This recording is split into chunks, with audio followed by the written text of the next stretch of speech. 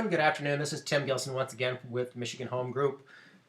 This afternoon I wanted to talk just a little bit about appraisals, and there's a little bit of a misunderstanding about what an appraisal is out there. So I'd like to give you like the crash course on what an appraisal really is.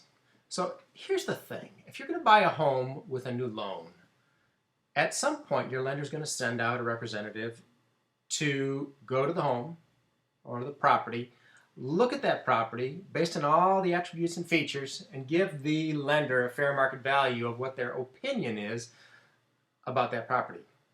And I stress that word opinion because according to the state code, an appraisal is an opinion of value. It doesn't say it's a fact, an absolute number, or anything like that.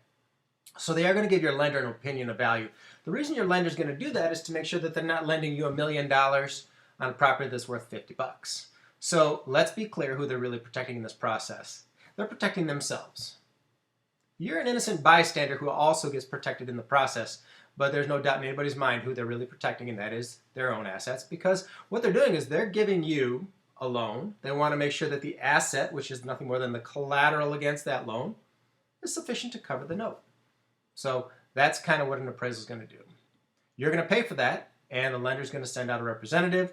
There are some checks and balances that have been instilled in the last 3 or 4 years to ensure that the way that we did appraisals many years ago, which was essentially that the appraiser would slow down in his car just enough to get a snapshot of the building when he drove by, write down the number of what the property was worth, and send it off to the bank, and they would lend you the money. Well, that kind of got us into the problems that we had with lending, and was part of the problem for us digging out of the downturn in real estate. I'm being facetious here, of course. I don't think that anybody really just drove by, but you never know.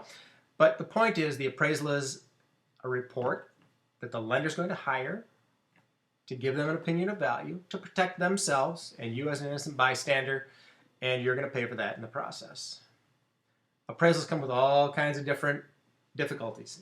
Sometimes they come in above contract price, sometimes they come in right at contract price, and very often they come in under contract price. And in each one of those situations, we just deal with it. For example, people say, how could they have appraised that property at exactly the purchase price? Let's say that you purchased a home for $620,000, and the appraisal came in at exactly $620,000. They say, Tim, you guys are geniuses. You nailed the price exactly. No, that's not really what happened. What happened is the appraiser said that is a plausibly fair amount of money for that property. And so they said, yep, you're good to go. So again, there's not much precision in that. I've got another video that talks a little bit about precision in real estate and that there's not a ton of it. And so heads up, when you get your appraisal done, remember who is protecting. You are an innocent bystander who gets protected in the process of protecting your lender. And it may come in above purchase price, at purchase price, or below. And in each one of those situations, we work to protect you. And hopefully it's at purchase price or higher. And then we're on to getting you into the home.